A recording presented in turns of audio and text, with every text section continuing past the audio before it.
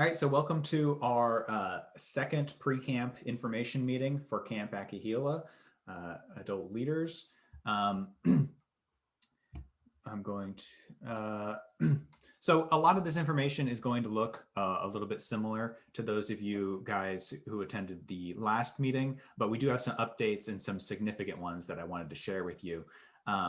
We're gonna reiterate some of this stuff though, in case people weren't at the first meeting, so that we get everybody on the same page.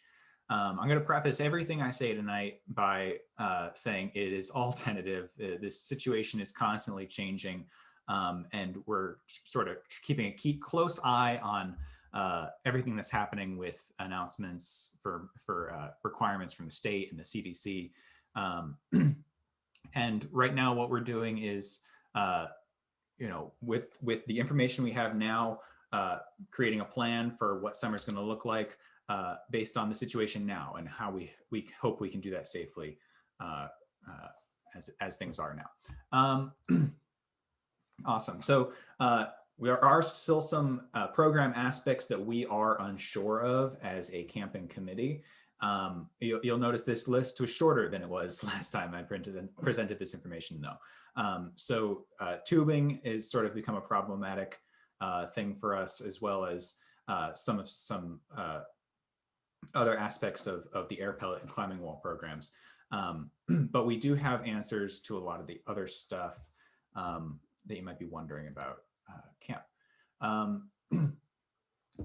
So right off the bat, this is going to be a team effort from everybody involved, our staff and you guys leading the units. And flexibility as we go into all this is a must. One of our biggest rules that we're going to implement is that masks are going to be required. We're going to implement physical distancing as much as possible to maintain safety. There's going to be a lot more sanitization happening between program sessions, as well as pre-screening in order to prevent in order to sort of, make sure that but we're going to, we're not going to be requiring vaccines, although we're encouraging anybody who has gotten one and is eligible to get one. With the restrictions that we've put in place, we're not going to be able to have our normal Tuesday night family night where everybody comes into camp. And coming and going from camp is going to be limited. I know a lot of adult leaders will sometimes need to switch out midweek in order to, so that they can go to work and maintain the correct number of adult leaders for a unit. We're not saying no to that. There's going to be exceptions to this rule, but for the most part, once people are checked into camp, we're going to try to keep you there. So that we're not having exposures from outside of camp as much as possible. We're still going to be using a slight form of a cohort model where scouts are going to be primarily traveling with other scouts from their unit. In the past, we've taken all the bears from one unit and put them all together into a patrol or a den to go around to different stations. This year, it's going to be all people that you came to camp with. Also, let the parents know that for the most part, people are going to be driving up to camp separately, and we're not going to want them to hang around for too long. They're going to drive their scouts up, they're going to be pre-screened, and they'll be dropped off right there in the parking lot. We're going to try to limit the number of people who aren't staying for the week from staying too long in camp. Sorry? Right around the corner.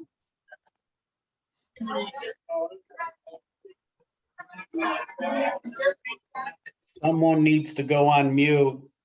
I got it. So also please note, we don't anticipate this being an issue, but if there is any blatant disregard for the policies that we put in place for everybody's safety and an unwillingness to follow that, units or individuals may be asked to to go home, based on the discretion from camp leadership. Here's one of our big updates. At our last meeting, we said that there was a strict one person per tent rule, and we think, based on guidance from the CDC and the state, that we're going to be able to move that to a 2 person per tent rule with some slight moderations to that. Obviously, we're not going to force 2 people into a tent if they don't want to be 2 people per tent.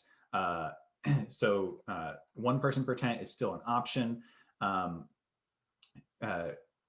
When we have 2 people per tent, they are going to be sleeping head to toe. We've determined that, even in our smallest tent spaces, that provides plenty of distance between the top of each person. Masks are to be worn in the tents right up until it's time to sleep, until everybody's in their sleeping bags ready to go to bed. Tent mates are going to have to be assigned prior to arrival at camp. And tents are going to essentially just be for people to sleep in. There's not going to be a lot of hanging around in tents, because it does still sort of create an enclosed space with not as much airflow. And we're going to encourage adult leaders to sort of have an idea of who already hangs out in your unit. Have those people who are going to be spending a lot of time together in camp be tent mates together, and sort of create those pairings to minimize the amount of to minimize the number of people that people come in contact with. And like I said before, if having 2 people per tent becomes an uncomfortable situation for people, everyone is more than welcome to bring their own tents. Hopefully, we'll have enough tents in the sites that we can work with you and have 1 person per tent, but that's going to depend a little bit on capacities. Some changes to our program.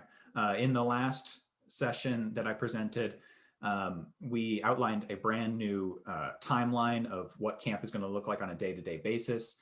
We think that based on new guidance surrounding how things need to be sanitized and how long that is going to take, that we're actually going to be able to go back to something more closely resembling our normal program schedule, where it has 3 sessions in the morning, followed by breakfast with 3 sessions in the morning, followed by lunch, 2 sessions that you rotate, and then we would normally have an open program. Open program this year is going to look a little bit different, and it's going to take place during that space of time where it normally happens, as well as in the evening after dinner. So normally open program scouts would be able to choose where they want to go.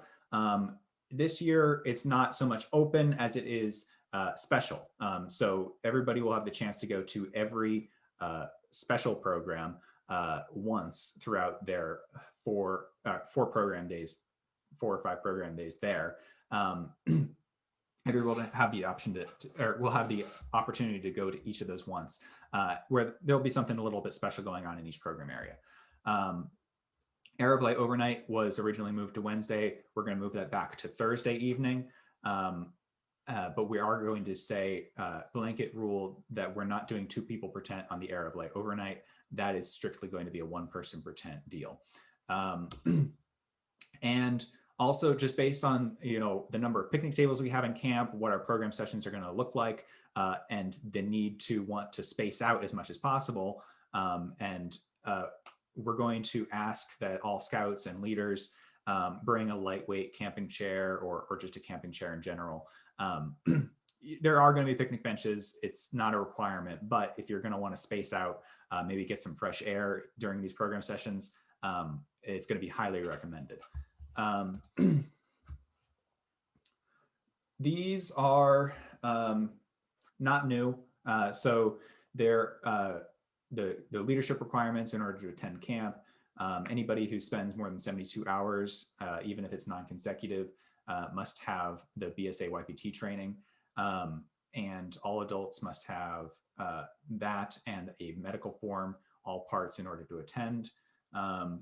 2 deep leadership for all the units. If there are female scouts attending, there needs to be at least 1 female leader. Oh, I got lost there. Then there's going to be the clearances, and the leadership's responsible for supervision. These are our fees. May 15th is coming up. So there's different fees there for whether they're staying the whole week, the adventure campers, or adult leaders.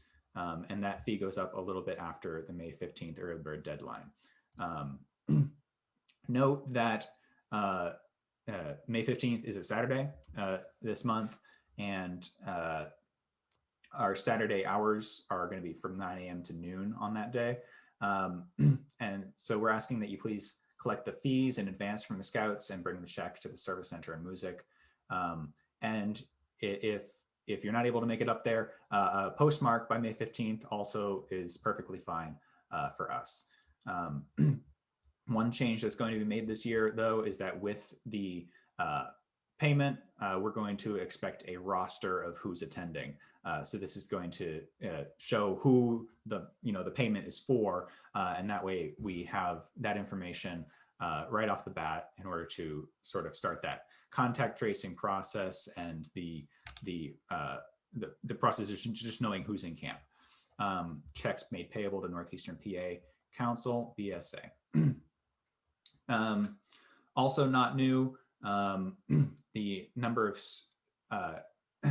there's a certain number of free leaders based on the number of scouts that come to camp,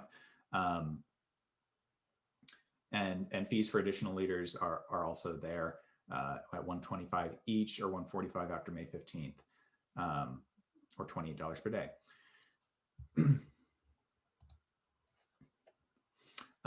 We do have a slightly revised refund policy. We went over this in the last meeting, but this is what the refund policy was. And so the first $50 of each camper fee is non-refundable and not transferable, and is completely forfeited. The scout does not attend camp. And we'll just go on to this updated one. Any regulations requiring camp to be closed and travel restrictions that could result, or travel restrictions that could result in a refund of 100% of fees paid. This includes if we decide that camp is not going to run this summer. Individuals who test positive are forced to quarantine due to no exposure within 2 weeks prior to the arrival, or those sent home during a check-in due to COVID-19 concerns, since we will be doing a screening at check-in, will be refunded 100% of fees paid, less that initial $50 deposit that was on the previous slide.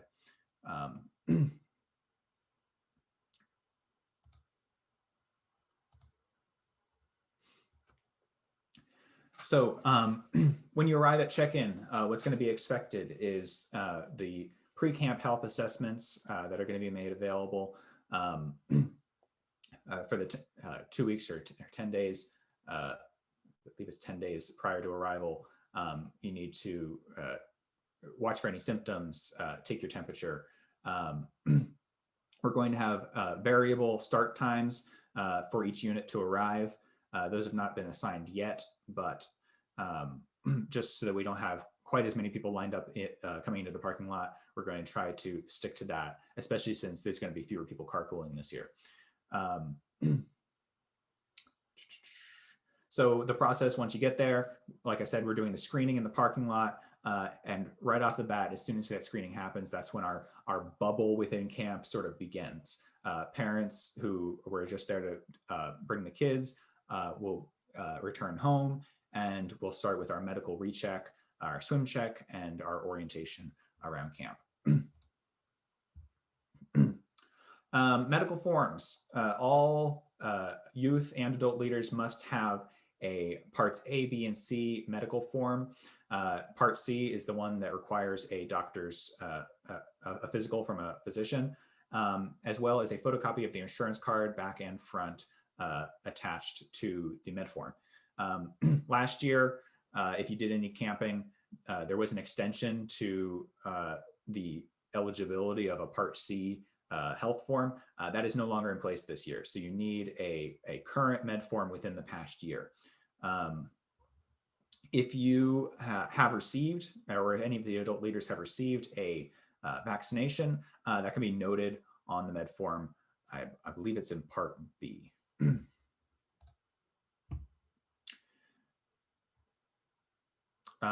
So like I said, screening for 10 days prior to arrival, as well as a waiver that needs to be signed and turned in at check-in. And daily health checks will be a part of our screening throughout the week as well. So while we are not 100% certain what food service and meal times are going to look like at camp this summer, there's a couple different scenarios. The most drastic being that meals will be packaged up and delivered to campers in their site and served by staff members and with help from adult leaders. We're hoping we don't have to go that extreme with our meal times, but other scenarios are just boxed meals that can be picked up at the dining hall at other designated sites around camp, and then you spread out to eat. We're hoping that by the time summer hits, we'll be able to move more towards a cafeteria style service, distance eating, and with multiple shifts throughout the meal, possibly. But that would look pretty much the same, but there'd be absolutely no like salad bar, drink machine, any of that self-service stuff. It'd be strictly the food being, you know, scout saying, oh, I want these things, staff serving it, and the staff would hold on to the plate until the end of the line and then hand it to the scout. The scout wouldn't be holding onto the plate. So this is a slide that I ripped from Dave Cerebro's presentation yesterday. But like I said, we're hoping we can do that cafeteria style. And if we need to, we might build time into the schedule so that if it's a bigger week, we'll be able to spread out sufficiently. There's lots of windows in that dining hall. We'll be able to get some decent airflow. We're going to utilize both indoor and outdoor spaces, though. It's very likely that there will be some tables set up on the dining hall porch, under shelter still, but outside. And for those sort of long picnic table style, we'll be able to hopefully fit 3 scouts. Our indoor tables, we haven't done the exact measuring yet, but I'm anticipating at least 2 per indoor table. So like I said, no self-serve. We're going to have a defined flow through the dining hall. There's not going to be a lot of getting up and getting down, because there's not going to be any salad bar or drinks to go get. But we're also just going to discourage that. Get your food, sit down, eat it quickly, and it's going to be out of there. And the approved seating spots on all those benches are going to be clearly marked as well.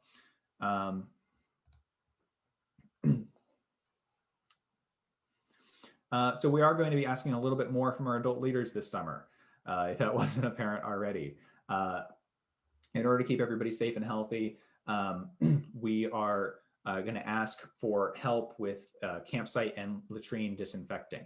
Our staff are going to be very busy disinfecting our program areas, and we're asking that adult leaders help us to make sure that those campsites are also staying clean throughout the week. I know that our Cub Scouts can't always be trusted to do a thorough job of cleaning things like the latrine, and that's going to be of particular importance this year. So that's why we're asking the adult leaders, as well as just policing the situation a little bit. If you see something wrong, say something. You know, if somebody's not wearing a mask, make sure that everybody's sanitizing often enough. And that sleeping arrangements are adhered to. We need your cooperation to make sure that camp works well this year. And so I thank you in advance for that. A couple extra items that you could bring that would make your stay at camp at this crazy year a little more comfortable. Extra personal tents, especially if you're hoping to do one per tent, is going to be important. Pop-ups or canopies. It's not going to be likely that you're going to be able to gather as much under these spaces outdoors, and so a little bit of extra shelter is not going to hurt. Like I mentioned before, a camp chair can be very helpful to carry to sessions as well as to sit around your campsite. Any sanitizing products, masks, hand soap that you might have had your hands on is going to be of use to yourself and your unit at camp. And if you have access to a digital contactless thermometer, that'll definitely help as well for our temperature checks throughout the week. I'm obligated to give a little shout out to being on camp staff. It's a really great opportunity. If you know anybody 14 or up who you think would be good, recommend them to me. So have them send me an email or fill out an application. The application's available on our website. A really great opportunity that is of great importance to a lot of young people who do it. Upcoming, we're going to have another meeting on June 8th. It's again going to be the day after the Boy Scout leaders meeting. Watch your email to sign up for that one. Any questions you have can be sent to Acahela at nepabsa.org or through my personal email address at david.oley@scouting.org. And this meeting is going to be recorded. It is being recorded and is going to be posted to our website. I believe it is at that nepabsa.org/return to camp summer 2021. And the slides will be posted there as well. We can't wait to see you again soon. Now at this point, Dave, yeah. Can I hit that clean up on a number of items? Yeah, sure thing. I just want to stress to the leaders, a lot of what you went over, David, is things that were in our first meeting. And so I want to emphasize what has changed since our first meeting. And the major thing is we're continuing to move our program more and more from a really changed up program due to COVID, moving it more and more towards our normal quality program that we offer in a regular year. As situation has changed, as CDC requirements has changed. David kind of quickly went over the one, where instead of about an hour and 20+ minute rotation sessions, which changed up the program schedule quite a bit, we're going back to the 1 hour program changes in the regular program areas. Due to COVID, CDC changes in sanitation requirements for our equipment. We believe we're going to be able to do that. So that allowed us to keep our meal times the same. It allowed us to put in the afternoon open program, even though, as David said, the open program is by den instead of by individual choice, and you will be assigned which open program area you'll go to. And as David said, it's not so much an open program then as it is an extra special program activity in that particular program area. But we've also looked at some other things. Quite frankly, some of this is because of what we anticipate attendance to be. We do not expect it to be as high as we have experienced over the last 8 years while I've been there. We do expect it to be down. So a very critical date to us is not May 15th, it's May 17th. When we'll be in the office, we'll be looking through the early registrations and getting a good idea of what the attendance will actually be. So the more you can make sure your reservations are in by that date, the better off we will be. Our experience has been, we've gotten to the point where most scouts register prior to that date. So we believe that by that date, we'll have an attendance number that's probably within about 10% of what our final number will be. If any of you know that that's not the case, that you've got, 10 scouts who aren't registering by May 15th, but will be coming to camp, you ought to send us an email so that we know that, because we'll be looking at campsites, we'll be looking at dining situations, we'll be looking at campfires and Scouts Own Service. That number is highly critical to us in the final planning phases of what we can and cannot do. Back to campfires. We believe with the attendance number we have, we will either be able to use our normal campfire circle spaced out because of the amount of benches that are on it, or we're thinking maybe we can go down to the bottom of the hill if everybody's got a camp chair and space out in the big field with a big fire in the center and have some type of a campfire there, which would probably be a better program than trying to do campfires in the individual campsites. Also, the Scouts Own Service. We've renovated the chapel. It might be possible for us to space out in the chapel for Scouts Own Service, even if we push it to Wednesday instead of Tuesday. And I haven't talked to David about this, but by pushing it to Wednesday, we're at a lower attendance because the Adventure Scouts have gone home, and we could easily fit in the chapel space for a Scouts Own Service.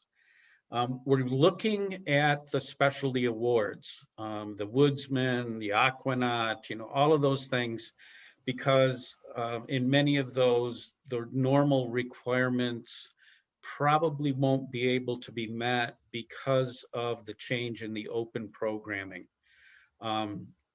So we're going to take a look at those and see which ones we can use and which one we can't.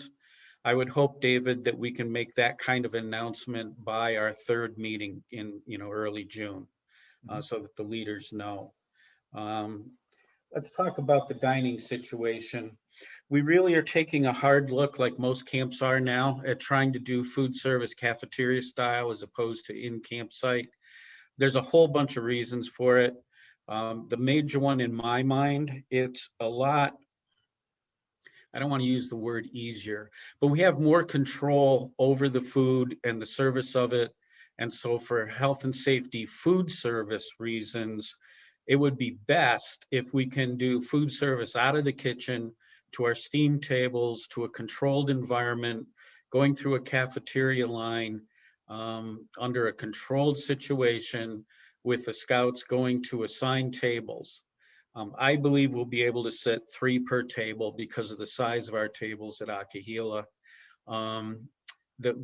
As David said, the spaces will be clearly defined, but the difference is going to be this. The way I see it, in order to control the process, entry into the dining hall is going to be the same every single meal, meaning the first pack in is going to be first pack in every single meal.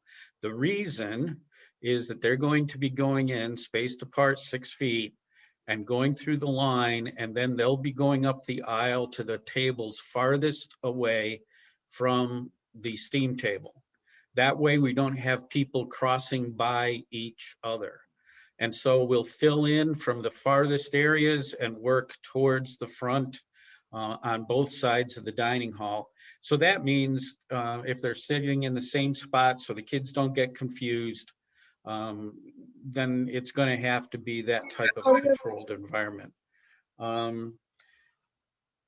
So that's the dining hall. The leader's guide. Some of you are probably, anxious to get the leader's guide because I'm sure you read every single word in it from cover to cover every single year. The good news is, and that was a joke, but anyway, the good news is that we have what I would consider the normal leader's guide completed. The issue is we're still in the process of writing up sections in it that are different and unique this year. I would hope that we would be able to complete most of that within the next 1 to 2 weeks. And then we will put it on the website in PDF format so that you can click it, download it, read it, whatever. Might not have all the fancy fun pictures in it, but the words will be there, the information will be there. And of course, like it always says, it's subject to change if situations change. It's more of a question I have. The last thing, we've talked about forms, waiver forms and things like this. I'm not sure if the waiver form is up on the website yet. Dave Cerebro, do you know if that's the case, or David Oley? The point I'm making is, guys, if we've got forms that leaders need, we need to make sure that we get those up onto our website. The roster form that David talked about by putting in with your payment, I do know that that is on the website. So you can click the roster form, fill it in and turn it in. Dave, I saw there were a couple of questions from people. Yes. Vanessa questioned something about a governor's announcement today. And I would like Vanessa to let us know what that is, if she could unmute, because I've been too busy. I don't know what she's talking about.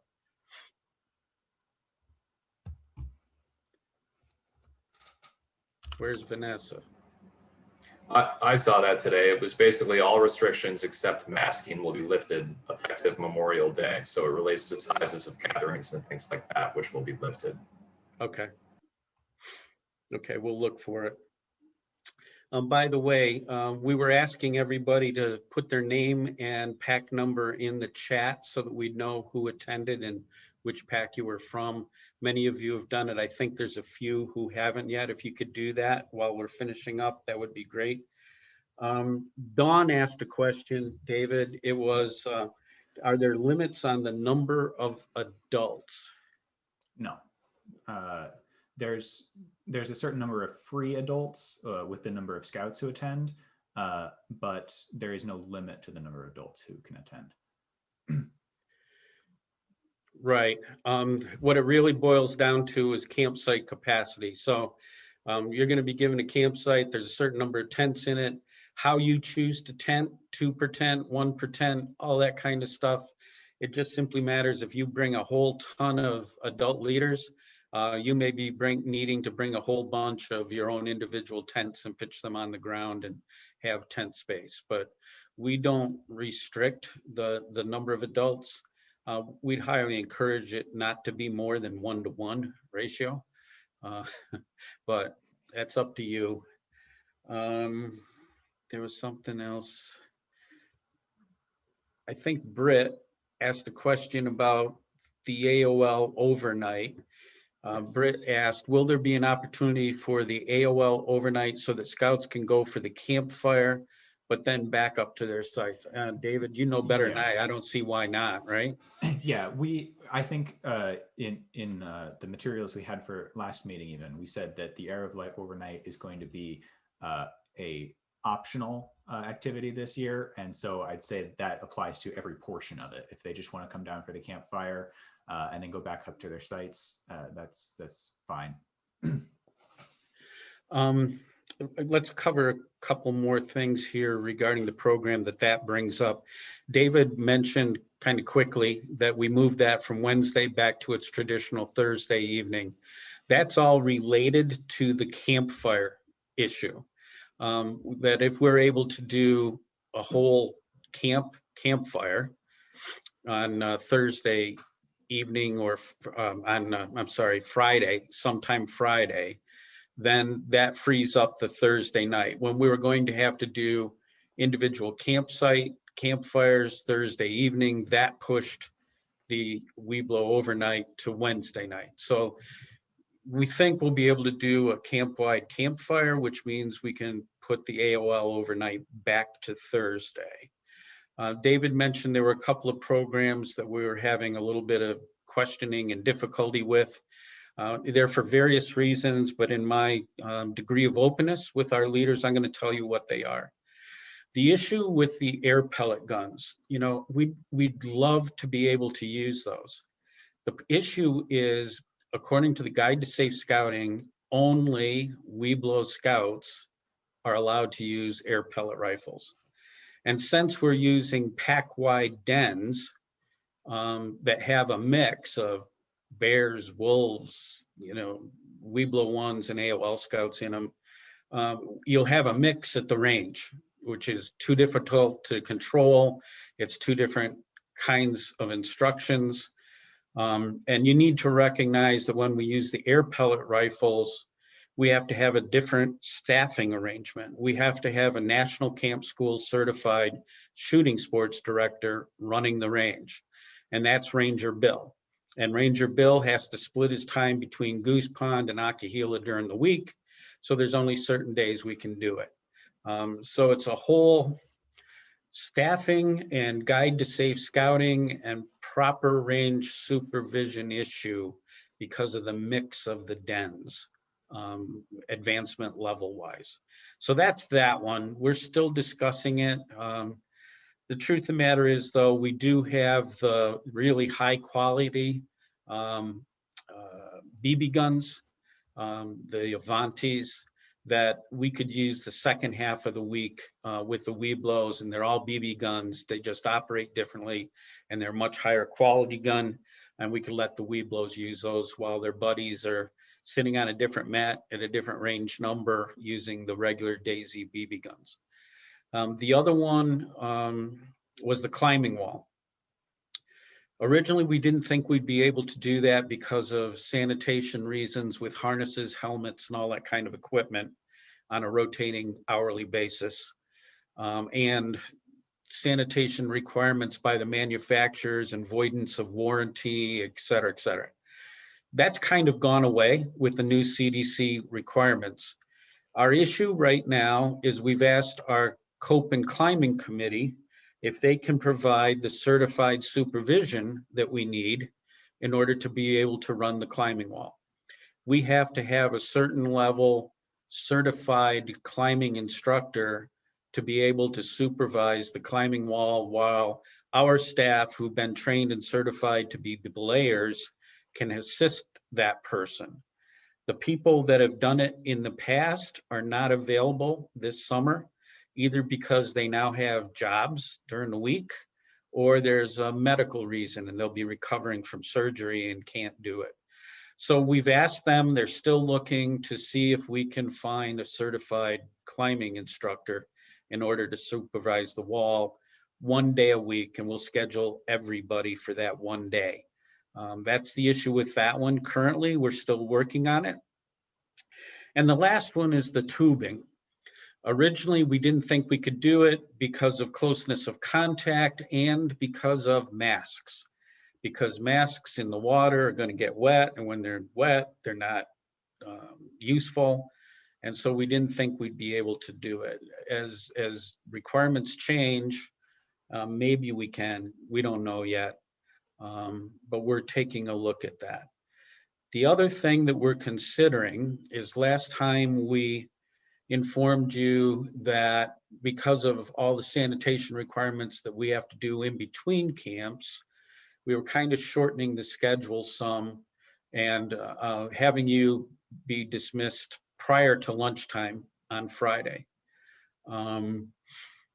We might be looking at changing that, going through a more normal program, our normal program, Friday morning with or without the tubing. So that means the hike for the Weeblo ones, the Weeblo twos would be picking up camp. The Cub Scouts would be going to 1 or 2 program areas, giving you guys time to clean up and pick up and get ready to leave camp, having lunch, and then probably going to the campfire right after lunch for a closing campfire. So you might be leaving under that schedule by mid-afternoon sometimes, let's say 2 or 3 o'clock, depending on how it works out. So that's our current thoughts. We'd love to get feedback from you on that. Is there anything else? Let's see if there were any other questions here.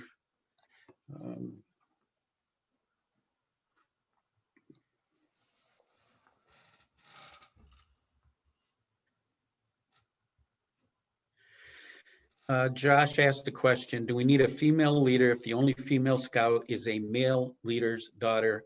According to BSA policy, my understanding is the answer to that is yes, you do. Any female, no matter what the relationship is to any males in the pack, you need to have a female leader in the campsite.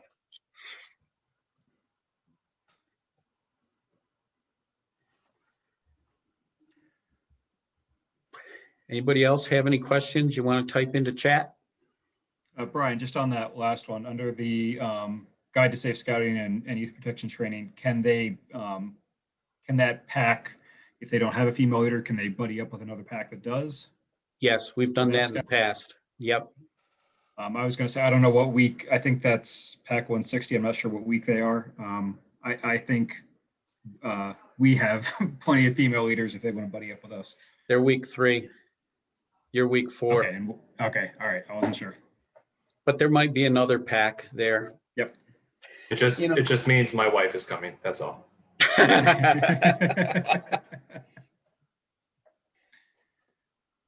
It's a good question, though. You're not the first that has asked that. Sean asked a question, is swimming going to be allowed? We are going to have swimming in our pool, and we're just going to be relying more heavily upon the physical distancing rather than masks, since they are not effective in the water. But, you know, we're also going to have an alternate program for people who don't feel comfortable hopping in the pool without the mask. That's been a CDC, you know, the CDC has allowed that since last year, actually. That's been pretty common. The extra explanation to that is it will be the den swimming only. We're not doing polar bears with the large group because of spacing. Right.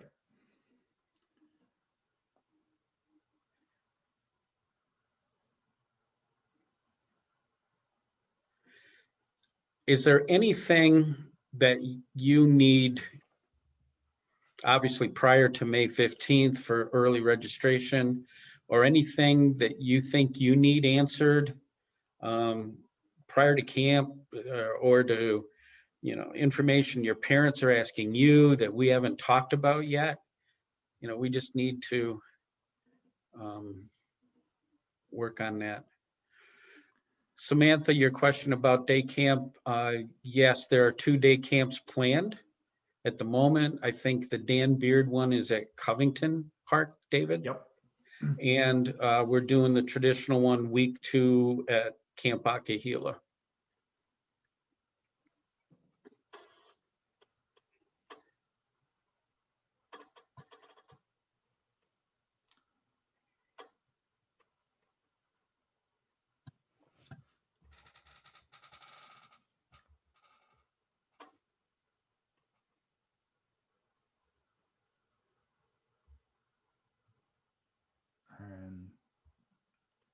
Do adults need a negative COVID test if they are vaccinated? At this time, I don't think we are requiring COVID tests prior to arrival at camp. It's certainly a precaution that if you want to take, we're not going to say no to. That could change in the future, though. Everything is up in the air, and we're trying to stay flexible. So. But as of right now, it's not a requirement.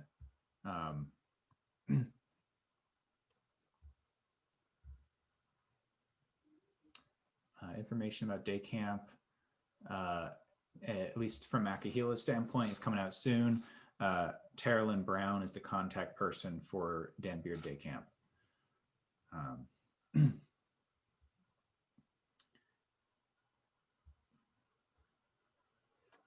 Casey has a question. Do you have a list of what activities you might want the leaders' help with? The quick answer to that is no.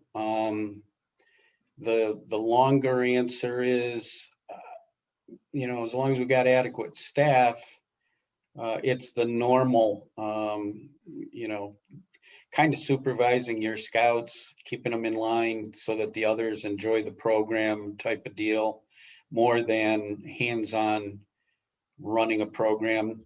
Obviously, things like the BB range, we sometimes need some adults standing behind the line, watching kids, making sure they're pointing the guns downrange. I talked about those Avanti rifles. The issue with the Avantis is they're a single shot that's loaded through the barrel of the gun.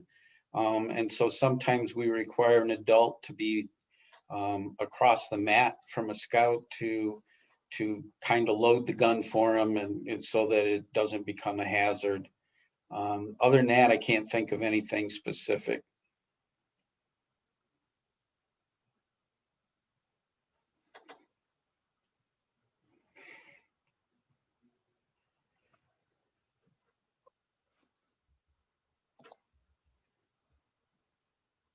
Anything else?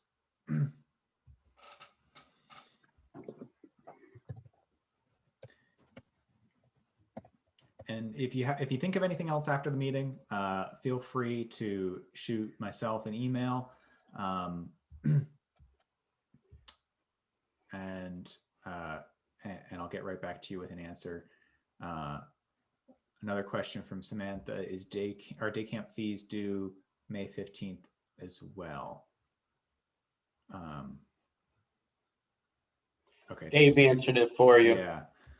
I wasn't actually sure on that one, so thank you, Dave. Okay.